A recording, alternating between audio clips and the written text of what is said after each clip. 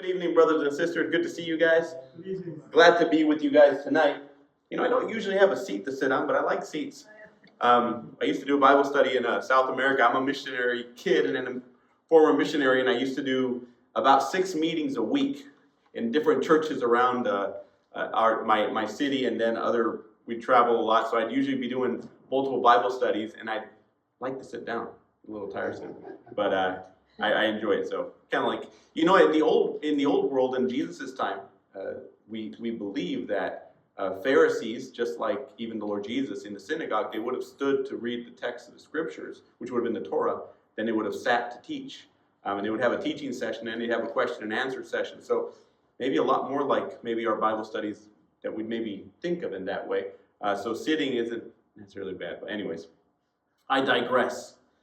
Glad to be with you guys. My wife couldn't make it tonight. My wife Genesis, and we have a 1 year and 1 month old baby, or 13 months. So really, really blessed. And we live in South Carolina. We are commended out of an assembly just across the river from Augusta, Georgia. So just basically Augusta, Georgia.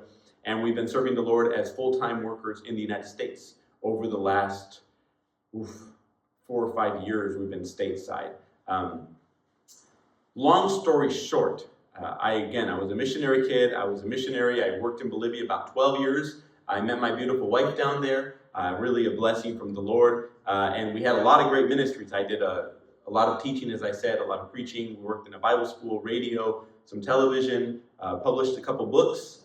One of them went on to be an international bestseller in Spanish. So, sorry, wrong language. Although it is in English as well. So the Lord really opened a lot of doors. And then we came to the States because we got married, and it turns out it's very hard to get into this country legally.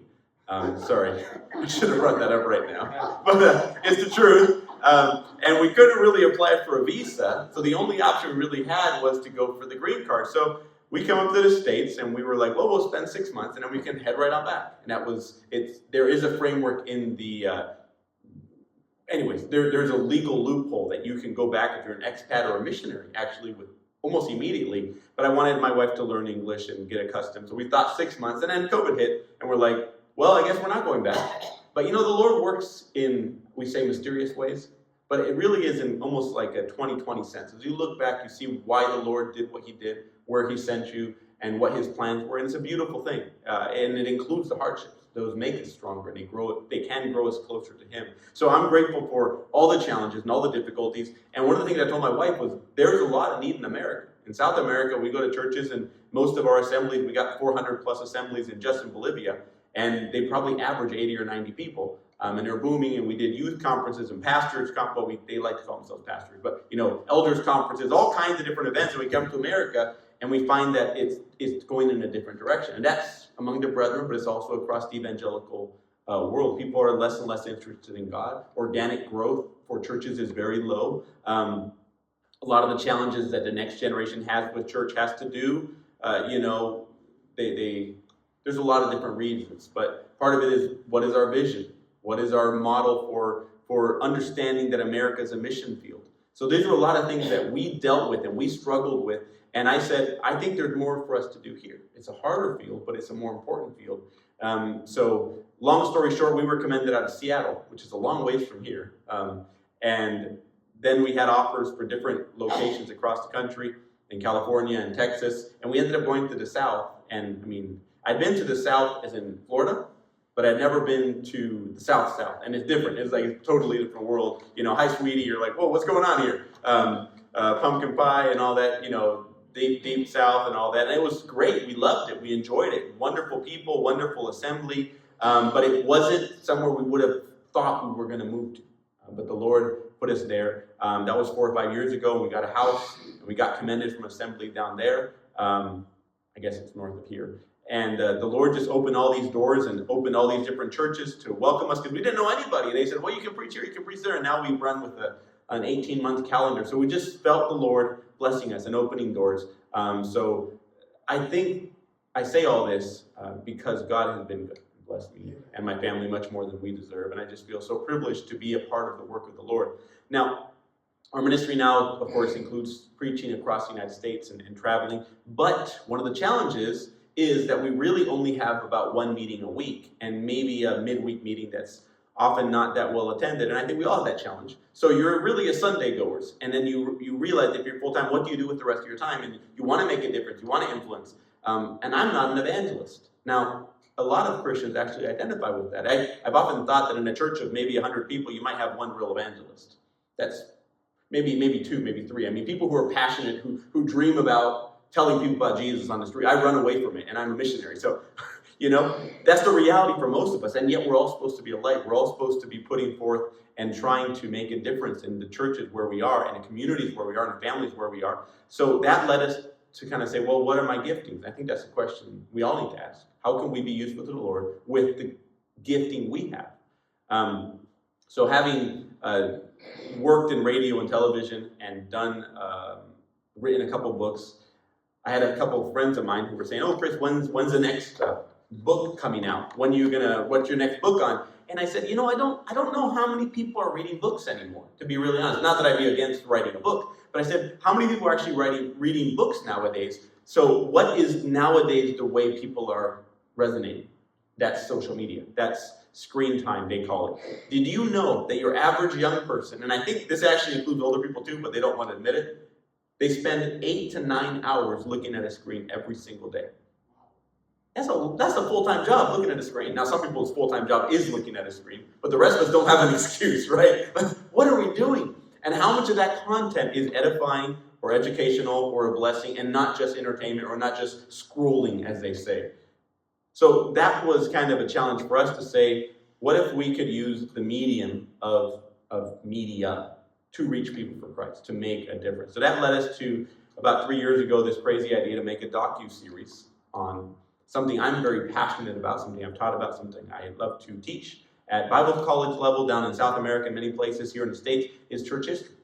Now, you hear church history and you think, that's boring. Church history is like laborious and it's nerdy and it's like a very small amount of people will actually enjoy the huge, thick books. And I mean, I read those books. They'll put me to sleep too. But to me, I am incredibly passionate about church history because I find it to be not a list of historical names and dates and kings and wars. It's a group of people who fell in love with Jesus.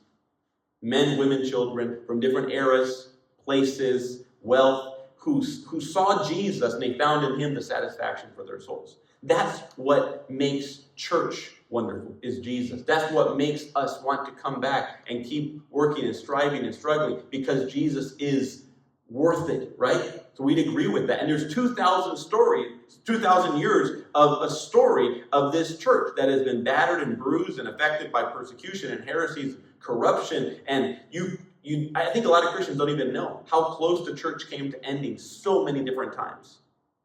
And yet here it stands in, I don't even know where we are. We in Fort Lauderdale, Florida. Here we are.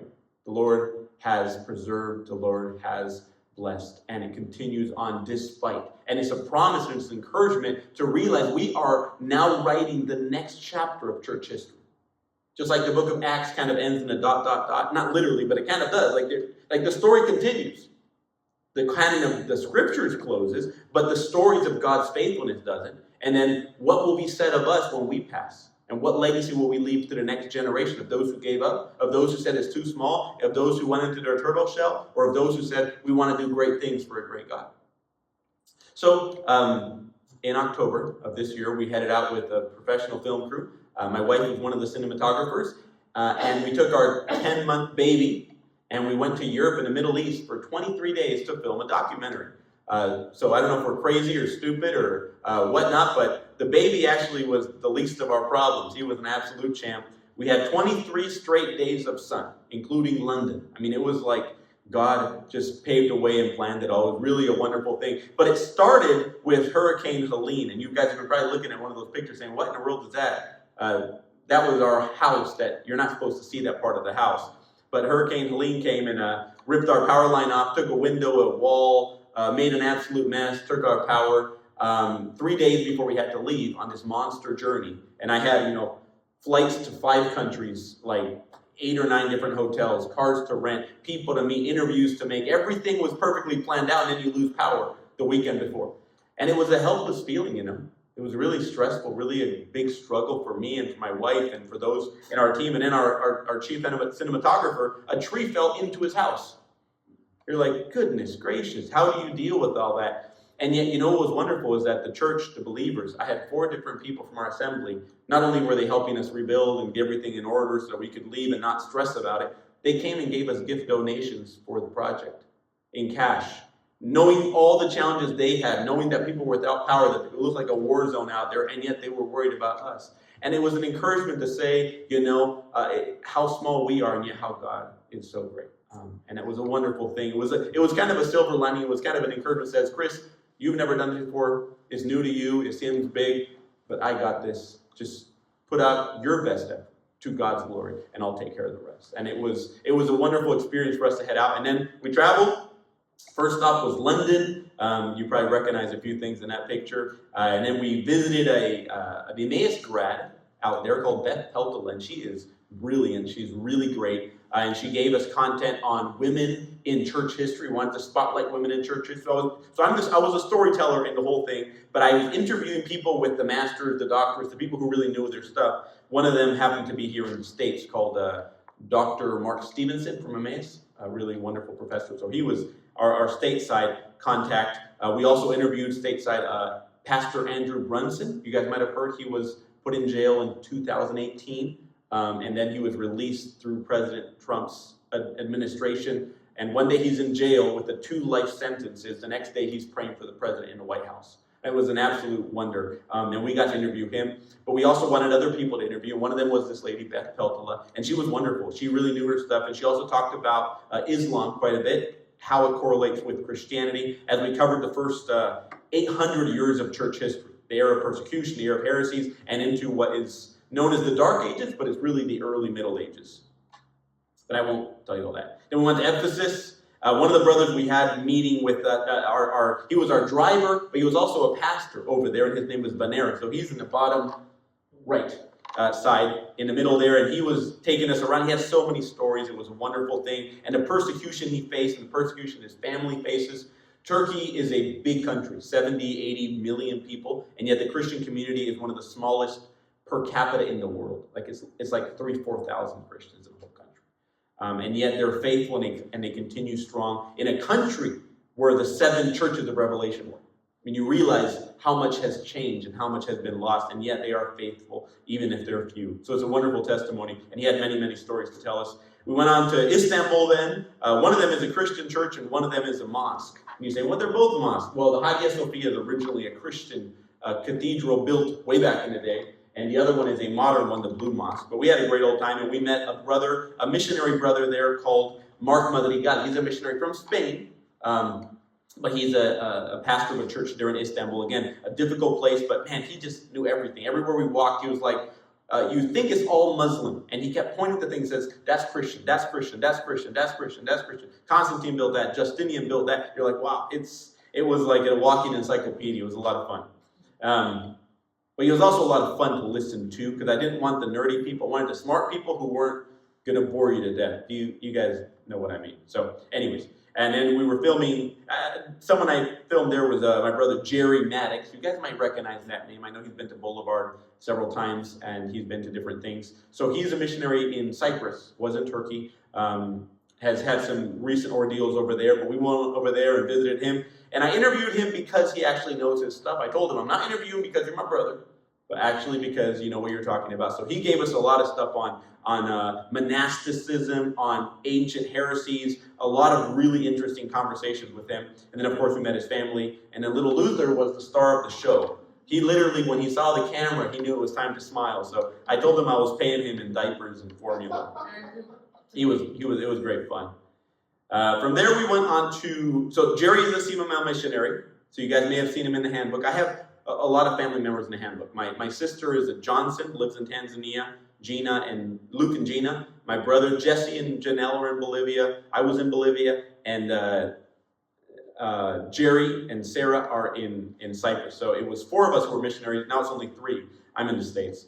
So I guess it doesn't quite count. And then another female missionary we met was an older brother, but his name was Dan Pasquale. So he comes from the New Jersey area, but he's a wonderful brother, and he was one of our tour guides, and he wanted to pick us up and take us around, and he was a wonderful man to have, just to kind of keep us on time, on task, and going to the good places. And of course, we got to see the Vatican and the Colosseum and whatnot.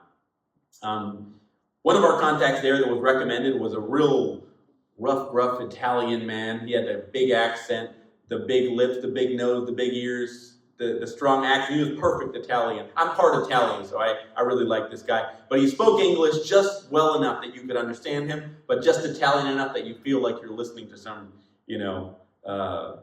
famous person. I don't know. It's just, maybe it's that vibe of Italian, but I loved it. And he gave us all this Italian pasta and where we could eat and what we could try. But he's a pastor in a church in downtown Italy, another country that's really struggling. The gospel's really struggling, so they're faithful brothers. And this guy, Corrado Primavera, that's his name. What a wonderful name. He gave us some awesome content he's a specialist on early Roman history and early Christian history. So he could talk for hours, and it was very exceptional. Then we made a stop in Milan. Our story included interviews with these people who knew what they were talking about, and then I was the storyteller. So we're planning on 3 episodes. I mean, we have to do them. It's not like we'll see. I mean, that's what we're working towards. Right now, we're in the middle of editing, but 3 episodes, and every one of them have a hero. So one of the heroes happens to be Augustine of Hippo, who was baptized and gave his life to Christ in an incredible way in the city of Milan. Back 1,600 years ago, one of my greatest heroes. So it was very fun just to be there, to walk those streets, to go into the church where it actually happened 1,600 years ago. It's not pictured, but we had a great time. And that's my wife, Genesis. So that was a little overview of what we're doing right now. We do social media, talking about screen time and scrolling. And then there's our website for our docu-series. Everything has been, almost everybody we've worked with have been brethren missionaries or brethren in general, although we want the documentary to be non-denominational and evangelical, something that unifies, something that builds up, a docu-series that's fun, that's exciting, that's kind of like a travel blog, but at the same time, it's in depth and it's applicative. So hopefully people will learn without feeling like they're learning.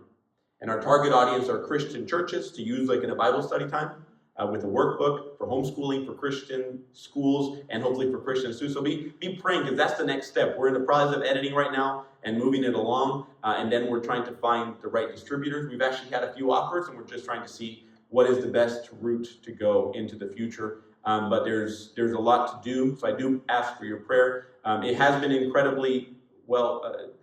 The Lord has blessed it with good funding by means of only donations from just believers from churches. It's all been grassroots. It's all just been a donation. It's a low budget, and we're about 78% there for the fully funded. So we're getting very close. We still need some more help. So if you feel in your heart to help this, that's going to help us complete and finish, and then be able to get this out. So it's Unbreakable Church. I should have told you guys at the beginning, but that's the name of the documentary, Unbreakable Church, and it's unbreakable because Jesus made an unbreakable promise. It's not because Christians are so great or churches are so great. It's because Jesus is great, and we're just trying to exalt and honor Him at the center of that. So that was the ministry I wanted to share with you guys. Let me get out of this before it makes a mess.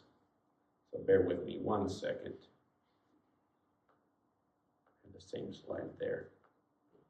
So now I want to have a little time of a Bible study with you guys now. So we took a good amount of time on that, so I apologize, but I'm going to do my best to do a little shorter version of this. But I'm passionate about the Word of God. I'm passionate about the things it teaches, and I hope it can be an encouragement to all of us. So thank you for listening to the project. I'm very excited about it. I'm very passionate about it, and I do ask that you would be praying for us. And we do our social media and stuff. We'll be updating. So I really hope it causes a lot of people to say, hey, how can we use the tools, the gifts, the abilities we have to God's glory, and to try different things, to try hard things. I mean, we're doing something that we never believed that we maybe even would be able to do. And the Lord, we felt very strongly from the Lord to call us to do this. So, and it hopefully encourages the next generation to say, if we see a need, if we see an opportunity, why not us? And why not now? To write that next chapter of the story of the church. So speaking of which, the Bible, let's go back to the source of all the wisdom and all the goodness and all the beauty, and that's the Word of God. And the New Testament actually begins in a very seemingly boring way. It begins with a genealogy, which no one's interested in, until you start reading through and you realize that the genealogy is full of a lot of failed men, because we're all failed. But then you see women. Now, not to be sexist or whatever you want to call me, but in old Jewish world and most of the world history, men ruled the world. Women were not important. In a genealogy, women would not show up. So why would Matthew, a good Jewish boy, include 5 women in the genealogy? Tamar, Rehab, Ruth, the wife of Uriah. Now that's a big clue as to why he included it, because he doesn't say her name, he names her sin. And you could argue it was maybe more David's than hers, but that's up for debate. But no matter what, the sin is named, not Bathsheba, and then Mary. So what did these 5 women, why were they included? Well, I think it's because it's a precursor to who would come after. If you think about it, imagine you could choose what family to be born into, what era to be born into, what parents to have. And you'd say, man, I love my mom and dad, but it would have been pretty cool to be the prince of some Persian kingdom back in the day, or the kid of Elon Musk, or, mom and dad, I love you, but there's better options out there. What's interesting is Jesus Christ picked his family. He picked his genealogy. He picked his grandmas all the way back. He picked the town, the time, everything to the last detail. And you'd say, man, having that choice, it doesn't seem like you picked very well. A bunch of sinners stuck in a manger, born to a virgin. What's going on? How in the world? And yet, this is what the Lord chose. And the reason why, I think, is answer to why 5 women are here too. Because Jesus Christ came to give us grace, to give us second chances. All of these 5 women were either great sinners or perceived to be great sinners. Ruth was a great sinner for simply not being from Israel. Mary was a great sinner because they thought she had gotten pregnant before she got married, which she did, but not in a sinful way, by an act of God. But who would believe that? So they were perceived as great sinners, and yet God loved them, and God forgave them, and God gave them a second chance. That's really what Jesus is about, isn't he? Grace. Giving us grace. So of all the stories here, I want to tell you my favorite of all these stories, and this is the story of Rahab. Rahab and the God of second chances. So I'm going to warn you a little bit now. I'm going to give you the story of Rahab, but it's not going to be the Sunday school version of Rahab. And what do I mean by that? I'll never forget, I was in South Georgia at a chapel, and there was this little blonde girl who was paying really good attention, and she even had her notebook. I remember she came up after the meeting. I was preaching one day on, I think it was Jonah, and I had said that line, not your Sunday school version. And she said, Mr. Chris, are you saying that my Sunday school teacher didn't teach us right? And I said, no, I didn't. I didn't say she didn't teach you right, but there's things you understand as a child, and then as you grow older, you need to revisit, and you need to grow, and you need to adapt and understand. There is depth beyond what you understood. It's like 2 plus 2, and then you go into multiplication and division, and hopefully you move on to algebra, and if you're smart enough onto physics, you make a progression. As Christians, we've read a lot of these stories, and we have a kid version maybe. But there's some stories we skip over altogether. I would argue that Rahab is one of those stories that if you were teaching Sunday school, I used to teach Sunday school back in the day, and you would do Joshua and the Jordan River, and the 2 spies go in, and he met this woman, and she helped him out. Okay, now Joshua fit the battle of Jericho, and the walls came tumbling down. But you don't want to talk about Rahab because she's a prostitute. You're like, let's skip that one, boys and girls. Well, what's interesting is God doesn't want us to skip this story, does he? It's one of the most wonderful stories. I would argue, and keep this in mind, and try to remind me if I forget to say it at the end. I would argue that Rahab is the second most loved woman in the Bible. Now that's a pretty steep thing to say, pretty crazy thing to say, but she's the second most loved woman in the whole Bible, and I'll try to remember to tell you guys at the end why I think that. So get ready for not your Sunday school version. The title says it all, of Spies, Whores, and Lies. People get a little upset about me putting the word whores up there, and I tell, whore is a Bible word. It's all over the Bible. Depends what translation you have. You have harlot, you have whore, you have prostitute. These are words we don't use in our regular vocabulary. I don't know about you. I don't talk about these things. You read the New Testament and Paul's going on about orgies and the Old Testament, you got story of Tamar, and you're like, ugh. I came in my Sunday best. I know it's Wednesday. But, why are we talking about this dirty, nasty stuff? Because God sees us for who we really are. And he loves us despite that. That's one of the wonderful things, is that we like to cover up. God exposes it, so he actually sees us the way we are, and worse than we wouldn't admit. And then he says, and I still can work with that. That's really what grace is. It makes the brightness of grace shine brighter once you see the darkness that surrounds it. Rahab is one of those stories. Verse 1, we're in Joshua chapter 2. Joshua the son of Nun sent 2 men secretly from Shittim as spies, saying, "Go view out the land, especially Jericho." And they went and came into the house of a prostitute, whose name was Rehab, and lodged there. And it was told to the king of Jericho, "Behold, men of Israel have come here tonight to search out the land." Then the king of Jericho sent to Rahab, saying, "Bring out the men who have come to you, who entered your house, for they have come to search out all the land." But the woman had taken them and hidden them. And she's at the door, and you got the policemen there and the military men. And she tells them, "True, the men came to me, but I did not know where they came from. And when the gate was about to be closed at dark, the men went out. I do not know where these men came from, where the men went. Pursue them quickly, for you will overtake them." But she had brought them up to the roof and hid them with the stalks of flax that she had laid in order on the roof. Our immediate concept that we grab, for most of us reading this, is Rahab is a prostitute, Rahab is a liar, Rahab is a traitor to her own government. That's what you automatically see as a Western mind. I know we're all not all Western minded here, but you understand my gist.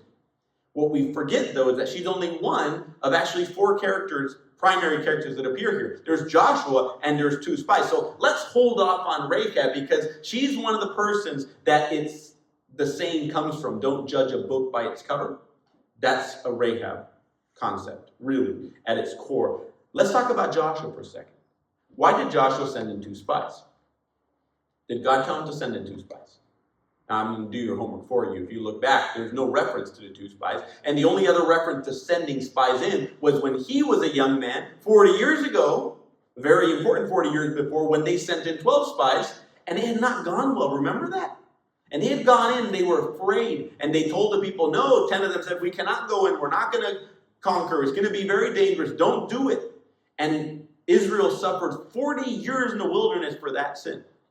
So why is Joshua sending 2 spies again?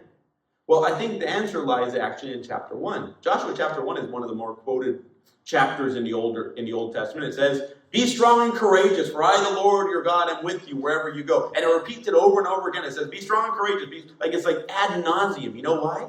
Because Joshua was scared. Because Joshua hadn't been a leader at this level yet. Because Joshua had seen how much Moses has suffered, and now he's being asked to go do something truly difficult. And he had seen how the people had been rebellious. And he says, I can't do this. I don't know where to start. And then God says, okay, Joshua, job number 1. You're going to cross the Jordan River, and you're going to conquer Jericho. Now put that in perspective. The Jordan was in flood season. And God said, you're going to cross now. I said, well, how am I going to cross in flood season with cattle and women and children and grandmas? I mean, this isn't going to happen. Second, you're going to take over Jericho. Archaeologists believe, now I'm not sure how they know this, but they believe that Jericho was one of the truly impenetrable cities of the ancient world. It was a city with a double moat and a double wall. Walls so large that we do know that they housed, I didn't say that right, they had houses in them. How do you even say that? I mean, Rahab lived in the city wall. So this is a truly massive city. Joshua was asked by God to do 2 impossible things, to cross the Jordan and to take over the most difficult city. It was like telling a team to go and play the Super Bowl before you even had preseason. Okay, if you guys understand football. But even more difficult. I mean, this wasn't feasible. How are you going to do this? So Joshua's thinking, well, we got to have some secret sauce, some excellent strategy, some success we could maybe eke out, and we got to send in these spies and find out where the weakness is. You're thinking, Joshua, no. Bad idea, man. Last time you spent 40 years in the wilderness, maybe God's going to curse you guys for 400 years. Don't do it. And yet, you know what? I think a lot of us, and I do believe Joshua made a mistake. And I don't think that's terribly controversial, but I think what we forget, though, is that God uses our mistakes for greater good. That's also seen in Scripture over and over again. You think about Joseph, and he tells his brothers, what you meant for evil, God has used for good. I think about young people trying to make decisions. What college do I go to? Who do I marry? What job do I get? Older parents said, my kid went astray. What did I do wrong? And we beat ourselves up for the mistakes we make. And often as the older we get, those mistakes pile up and we start to say, man, I should have done this. I should have done that. I should have taken that. And God is saying, wait, I can use this for greater good. He can undo even our mistakes. That doesn't mean we don't pursue his will. We don't try to do it the best way. But don't beat yourself up when things don't go the way you plan. That's the story of Rehab. Because Joshua shouldn't have sent the 2 spies in. But you know what? Because he sent the 2 spies in, we have Rahab's story. God might have even said, I'm going to save that woman no matter what.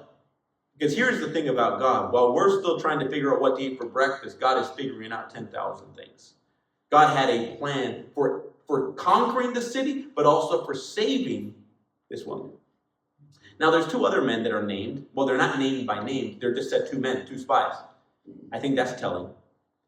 And they go into the city to look for secret information. They go probably into the bar, into the places where they're not going to be seen by the soldiers. And they end up in the house of a prostitute. It's interesting with prostitution, the women always get blamed, but the guys get a free pass. That's a little funny, don't you think? Like, how did they end up in there? Do they take any of the blame? It says, Chris, you're reading between the lines, you're talking things we shouldn't be talking right now. I said, okay. The text doesn't say anything about that, but I'm going to tell you what. These men had mothers, and they probably had wives. Don't you think they'd be interested in what they were doing in the house of a prostitute? I actually think that they hoped that this information would never get out. I think that they hoped this story would never get told. And God was like, oh, but we're going to tell this story. Sorry, guys, but this isn't going to be your dirty little secret. I don't know. We don't know what happened. We don't know why. But here's the thing. I don't know what intentions they had, but I do know what intention Rahab had. And that makes all the difference. Because all of a sudden, you didn't think poorly of Joshua when you read this passage, did you? You didn't think poorly of the 2 spies, and yet I have reason to believe they might have not been so honorable in this case, especially these 2 men. And the one you thought is dishonorable was Rahab. Let me ask you, why was Rahab a prostitute? That's the first question. Do you think Rahab, when she was a little girl, said, Dad, when I grow up, I'm going to be a prostitute? No. She probably got sold into slavery. In the old world, it was a man's world. There was many ways that she could have become a sex slave. That's the term you would use. It means that it could have been, for example, if her dad was in debt and maybe was a gambler and lost it all, or went in some venture and lost it all. And so he would sell one of his children. He could have sold his daughter in order to pay off his debt. That happened in the ancient world. She could have been married, and then maybe the man could have divorced her. Now in the ancient world, like in Islam today, by the way, in traditional Islam, you can divorce a woman for just about anything. In the old world, it was that way too. So imagine she just took something wrong. She upset her husband. She could be divorced. What's she going to do? Go to Walmart and ask for a job? No, you were not you didn't even have the opportunity to get a job. Maybe the only option for her was to be a prostitute. That is an interesting thing. The other thing about her is that we look at her as a liar, as a traitor to her government, and we realize that we're reading this with Western eyes. I always tell my Hispanic friends, because I look white, but I'm Hispanic at heart, because I was born in South America. And I always tell them, if you want to get along with the white people, I tell them, there's 2 things white people like. Be on time and tell the truth. Be on time and tell the truth, you're going to get far. And I said, you're going to do well for yourself. Now, in every culture is a little different. If you talk to the Indian culture, there's different things that you guys appreciate. In my culture in South America, you know what is one of the highest virtues? It's not telling the truth. We don't care about telling the truth. You tell people what they want to hear, because relationships are the most important. They will say anything to save a friendship, to save a marriage, to save a family. You know what? That's not the worst thing. But at the same time, now, I love this. So the Apostle Paul, speaking the truth in love. It smacks us all around. Some of us need a little more love, and some of us need a little more truth, don't we? Speaking the truth in love. In the ancient Middle Eastern culture, even until today, you know what the highest virtue is? Hospitality.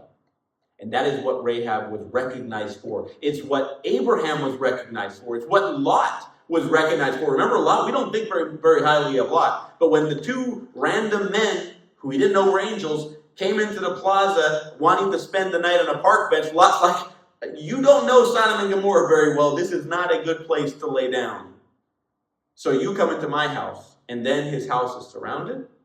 And he puts out his daughters and his wife and himself before his guest would be harmed. And we think you are an absolute psycho because we don't understand that the highest virtue was hospitality. He was saying, if you come under my roof, I will die before they touch you.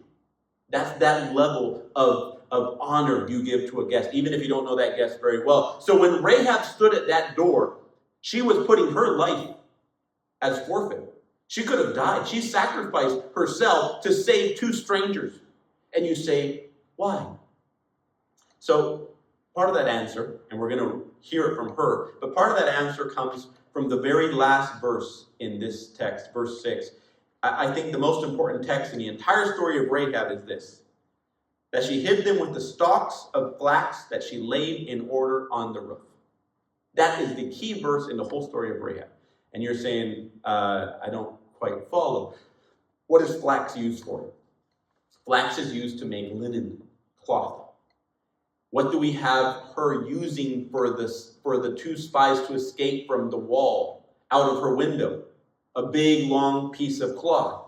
It says a rope, but it's probably cloth. And then what does she tie on her window? Not only cloth, but a scarlet cord, which means that Rahab had stalks of flax. She had bought a great quantity. She was organizing it on a roof. That's a business person's mentality. And then she was transforming that flax into linen. And then she was dyeing that linen, and she had a piece of scarlet cloth that she hung out the window. What is that telling you about Rahab? She is a woman that was in a terrible circumstance, that had, you could argue, a woman who had no hope, who had no life, who had no future. She was a piece of meat to be used and abused and to be thrown away. There was nothing for her in the world. But instead of her looking at what she didn't have, she looked at what she did have. That little bit of money, that little bit of economy, and she goes and she buys flax, and she goes and she makes cloth, and she goes and she dyes cloth, because I believe she was trying to start a little business and trying to get out. And it was very hard. So you wonder, have we misjudged Ruth? A woman who stands in a door and defends these men who she doesn't know. A woman who is trying to get out. I think what happened was, one night she saw these two men and heard that they were Hebrews, they were Jews. I don't think they used the word Jew quite yet, but the Hebrews. And she knew about them. She knew about their God, and she says, I want to be on that team. She saw a tunnel with a light at the end of it and says, that is my way out of here. Because I think she was a woman desperate, as some would say, to change her stars. A tremendous underdog story, but she wasn't about to give up. And she saw in the Jewish God hope. So just listen to what she says. Again, have we misjudged Rahab? Before the men lay down, she said, I know that the Lord has given you the land, and that the fear of you has fallen upon us, and that all the inhabitants of the land melt away before you. For we have heard how the Lord dried up the water of the Red Sea before you when you came out of Egypt, and what you did to the two kings, and she names them, and how they were killed and destroyed their empires, whom you devoted to destruction. And as soon as we heard it, our hearts melted, and there was no spirit left in any man because of you. For the Lord your God, he is God in the heavens above and the earth beneath. And then they make this promise. It says, I will help you escape if you promise to remember me when you conquer the land. There's several key things she says. The first thing she says is, I know that the Lord has given you the land. The second thing is a recognition of who God is, in the heavens above and on the earth beneath. And then she says, when you conquer the land. There's actually more than one reference to that in the text. Why had these men come into Jericho? To look for a special strategy to conquer the city, right? You know what's interesting? Is that the strategy was what Rahab just said. It was a little word called faith. He says, the way you're going to destroy this city and conquer this city isn't through might, isn't through arms, isn't through trebuchets and armaments and shields and bombs, whatever you can think of. It's faith. God will fight this battle or you will lose. And Jesus says, I know that God has given you the land. If you have faith in him, you will take it. Man alive. What incredible faith. She didn't know this God. She'd only heard of this God. And yet she tells them about how great their God is. She says, your God is the God of the heavens above and the earth beneath. See, Rahab had been to the churches in her city. And their gods were a God for this and a God for that. Probably some kind of an animistic, polytheistic religion. Where they had a God for the rain and a God for the harvest and a God for the this. And you got to sacrifice. And then when it floods, you got to go and carry your God out because it's going to drown in the river. I mean, that's how stupid it is. This fake religion, these little dinky little temples that'll burn down. And then she had heard about a God who opened the Red Sea. A God who had done the 10 plagues of Egypt. And that had everybody had heard that story. The embarrassment, the humiliation of the Pharaoh and his people. The greatest emperor of the empire, of one of the first great empires of the world. Humiliated by this God, crossing the Red Sea, a cloud by day, fire by night, manna from heaven, all these different signs and wonders. And when she was a little girl, she had heard these stories. And she had believed these stories. Now, I'm going to branch out and say, this is only my personal opinion, but reading between the lines, I have a suspicion that what ties the entire story of Rahab together is something that maybe isn't written. Again, it's only my opinion, but I have a suspicion that when Rahab heard about this God, she says, there's no other God like that. I've never heard of a God like this. And I wonder if this woman felt despised and rejected and hated by her own people for being a prostitute. Again, a woman who had no love, who had no hope, who had no future. And I wonder if in her desperation, in one of her nights of trauma and weeping, after being used and abused, cried out to this God of the Jews. And I wonder if she said, God, I don't know if you care. I don't know if you see, but help me. I wonder if that's what this entire story is about. Because she said, why would this God care about me? Why would he see me? You know, what's interesting as Christians, we often forget what a wonder it is to know God. What a wonder it is to have his promises, to have his word, to have his blessings. And outsiders look in and say, wow, to have a God like that, to be loved like that, to be forgiven like that, to be transformed like that, to have a family and cohesiveness and hope despite failures. And she looked upon the Jewish people and said, there is a real God there. And I don't know if he knows me or cares or he can hear, but if you can, save me. I wonder if that's part of the story of Rahab. I'll have to ask her when we get to heaven. But I think the answer was, I do see you. And I do love you, and I'm coming to get you. They make this promise. I have a suspicion that the men didn't really intend to keep it, because all is fair in love and war. And they exited through the window in her home, which was the wall, with soldiers going back and forth, and the cannon fire, well, they didn't have cannons, but the archers. And it wasn't exactly prime real estate. It was a place where the arrows came in. It was a very bad place to live. It would have been the absolute ghetto, the worst place for her. And that's where she lived. One quick application I get from this is, think about Rahab. Do you ever think she rued the fact that she lived in the cheapest, dumpiest, nastiest part of town? The fact that she had to be a prostitute, all the suffering she endured, and that she had to live in such a horrible place like that. And I want to ask you at the same time, you know why Rahab was able to help these men escape?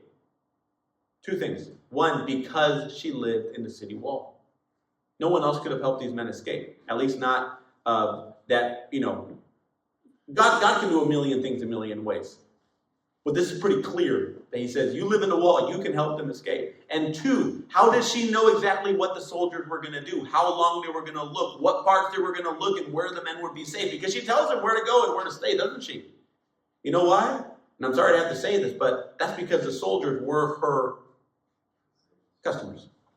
And she knew things that others did. She was part of that underworld. It reminds me of a young man I talked to once who really struggled with depression and suicidal thoughts and came close to killing himself multiple times. And he told me, and he was really heartbroken, and it was really hard for him, and he just kind of spilled it. And he said, I don't wish this on anybody. I wish I had never gone through this. I wish no one had to endure this. It's so horrible. If it wasn't for God, I wouldn't have made it through. And I told him, do you realize that that is your greatest asset? That is your greatest gift. And he looked at me as if I was stupid or something. And I said, no, think about it. You know how many young people and old people need to know that when they get depressed, when they feel like the light has been snuffed out, when they don't see the light at the end of the tunnel, you've been there. You've walked that road, and Jesus is enough.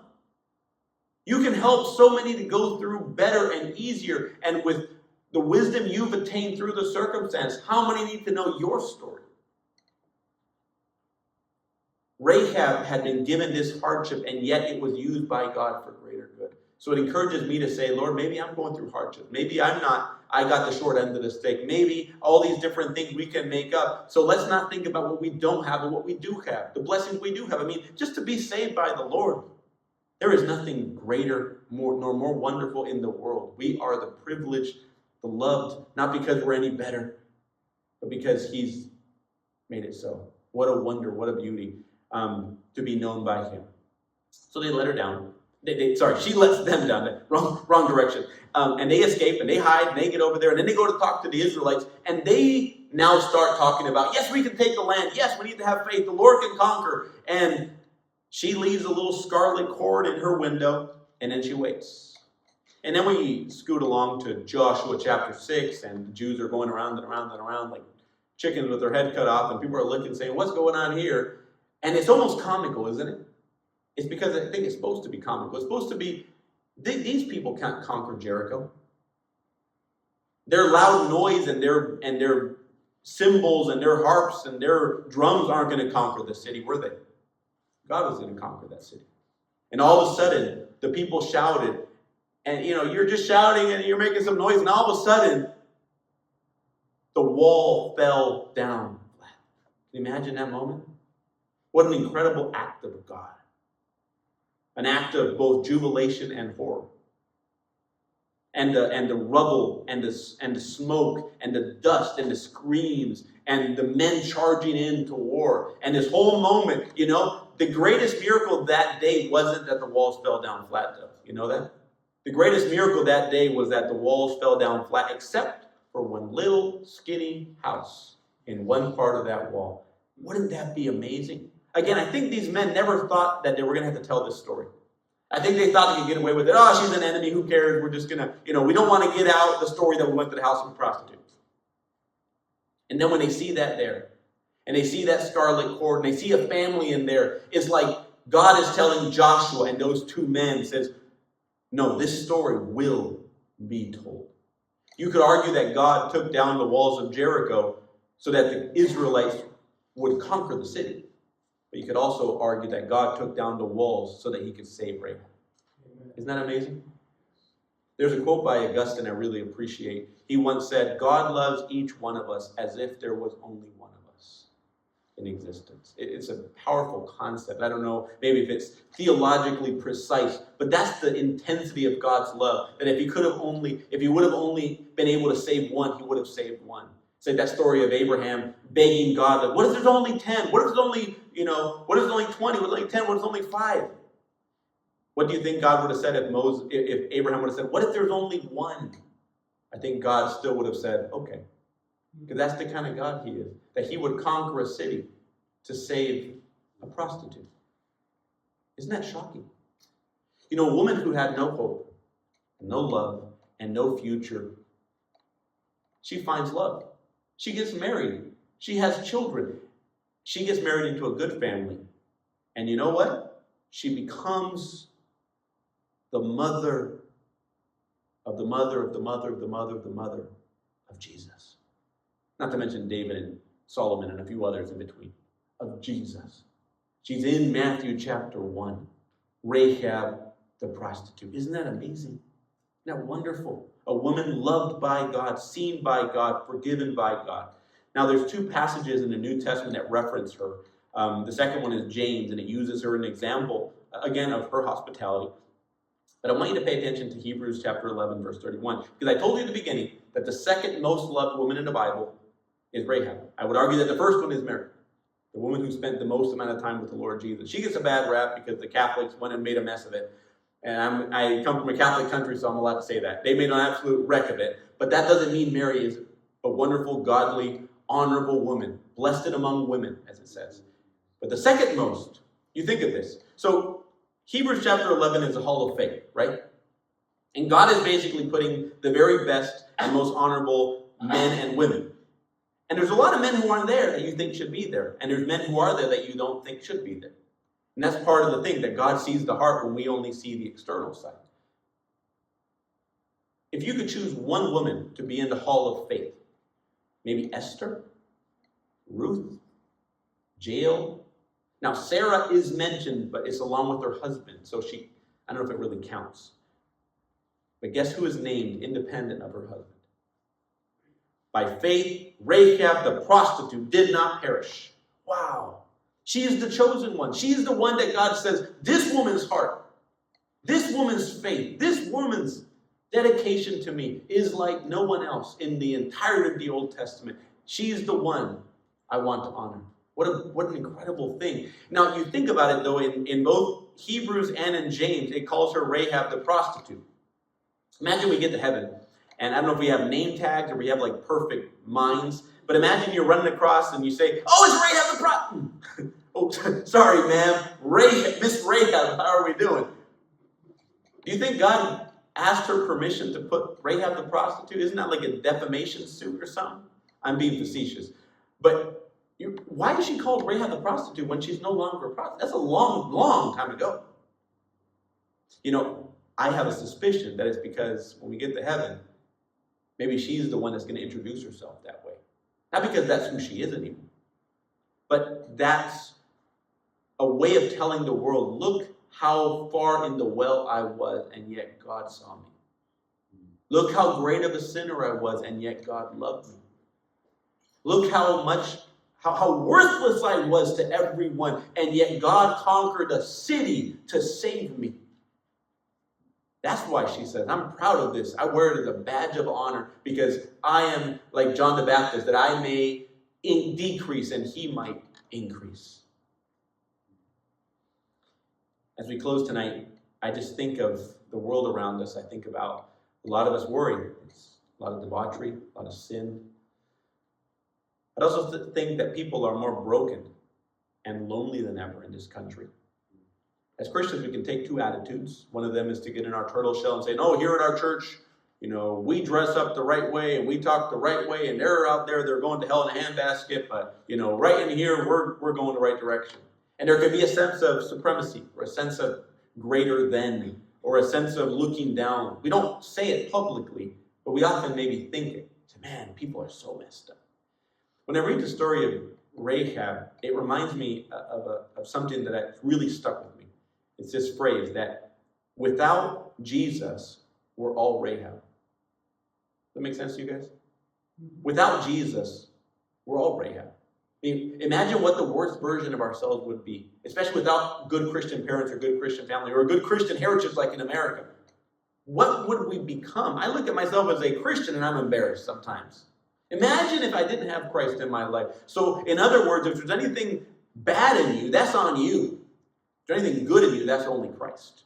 So without Jesus, we're all Rehab. When we see people out in the world, their face covered in tattoos, or the girl who had the 5 abortions, or the person that's incredibly addicted to drugs, or the person that's in federal prison for doing all these hard crimes, that could have been me if it wasn't for Jesus. So we might have that compassion and say, Lord, I don't want to misread another book like many misread Rehab. I don't want to see her the way I wanted to see her. I want to see that person the way you do. So when we see people in the world, we see a soul. We don't give up on those on the street, those in the work, those in our family. Not stop loving them, praying for them, and longing for them, and saying, while there is life, there is hope. And putting yourself in their place and said, I wish someone would fight for me if I was in that position. Let's pray. Father, we thank you for this time. Thank you for the assembly here. We thank you for the story of Rehab that's so near and dear to my heart. And I pray that you would give me a heart like yours for her and for those in this community and in our families, those who are broken, those who are depressed, those who are hurting, those who are maybe longing. That we might see them not with supremacy, but with love, with compassion, to say that could have been me. But what a gift that Jesus saved me and that he wants to save them too. Pray for this in Jesus' name.